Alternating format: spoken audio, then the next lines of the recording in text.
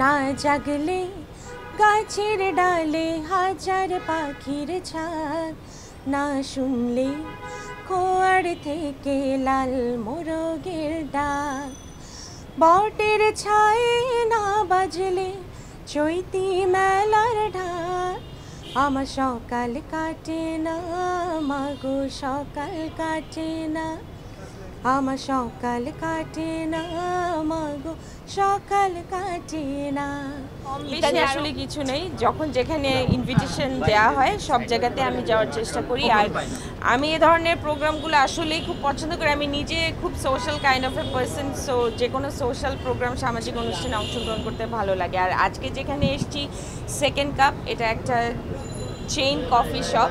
তো আমি অনেক অনেক সাধুবাদ জানাই এ ধরনের উদ্যোগগুলোকে, কারণ আসলে আমাদের বাঙালিদের রিক্রিয়েশনের জন্য খুব বেশি কিছু আছে বলে আমার কাছে মনে হয় না, কিন্তু আমার কাছে মনে হয় যে এই কালচারগুলো এখন আস্তে আস্তে আমরা অ্যাকাস্টমড হচ্ছি, এবং এই কফি কালচার কিংবা রেস্টুরেন্ট কালচার, এগুলো আমাদের বাঙালিদের জন্য এখন অনেক বড় একটা রিক্রিয়েশনের জায়গা।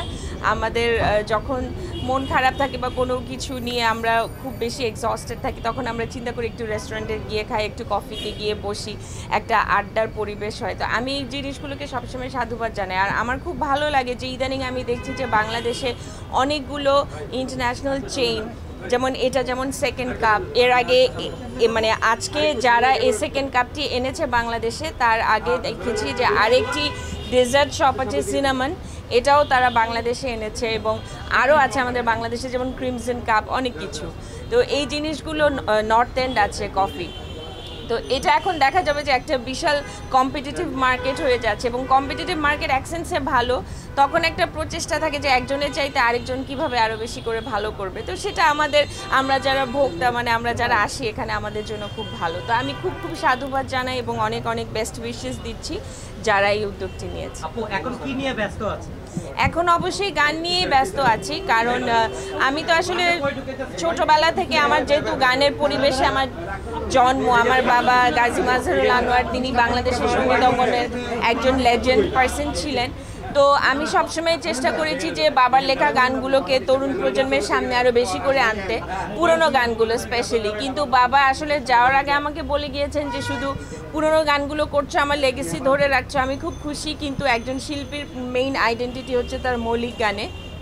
তো বাবা দিঠির খাতা নামে একটি খাতা রেখে গিয়েছেন, সেই খাতায় আমার জন্য বেশ কিছু মৌলিক গান তিনি রেখে গিয়েছেন। আমি এখন আপ্রাণ চেষ্টা করছি সেই কাজগুলোকে আপনাদের সামনে, দর্শক শ্রোতাদের সামনে আনতে। কখন মিস করেন? বাবাকে আমি প্রতিটা মুহূর্তে আসলে মিস করি, কারণ বাবা শুধু আমার বাবাই ছিলেন, আমার বন্ধু ছিলেন। আমার জীবনে যাবতীয় যা কিছু ঘটেছে বা ঘটে সব কিছু বাবার সাথে শেয়ার করতাম, বন্ধুর মতো বাবার পরামর্শ নিতাম, বাবার সাথে অনেক খুনসুটিও হতো। তো সব কিছুই আসলে আমি অনেক অনেক মিস করি। আচ্ছা, সেই গানগুলোর মধ্যে থেকে দুটি লাইন কি আমরা শুনতে পারি? অবশ্যই, কেন না। যেমন বাবা বেশ কিছু দেশের গান আমার জন্য রেখে গিয়েছেন, এর মধ্যে একটি গান আমি শোনাই। বাবা তো খুব দেশপ্রেমিক মানুষ ছিলেন, আমি ছোটবেলা থেকেই দেশপ্রেম দেখে দেখে বড় হয়েছি। বাবা যেভাবে হৃদয় লালন করতেন দেশকে, দেশের মানুষকে, সেটা দেখে আমি মুগ্ধ হতাম। তো একটি দেশের গান আমি একটু দুই লাইন শোনাচ্ছি। না জাগলে গাছের ডালে হাজার পাখির ঝাঁক, না শুনলে খোয়ার থেকে লাল মোরগের ডাক, বটের ছায়ে না বাজলে চৈতি মেলার ঢাক, আমার সকাল কাটে না মাগো সকাল কাটে না, আমার সকাল কাটে না মাগো সকাল কাটে না, ইত্যাদি আরও অজস্র দেশের গান তিনি আমার জন্য রেখে গিয়েছেন। আমি এক এক করে সবগুলি আপনাদের সামনে আনবো। ইনফ্যাক্ট এখন আমাকে যে অবস্থায় দেখছেন, আমি রেডি হয়ে এসেছি, একটা চ্যানেলে আমি যাব, সেখানে একটি গান আমার আজকে রেকর্ডিং হবে, সেটাও খুব তাড়াতাড়ি আপনারা দেখতে পারবেন।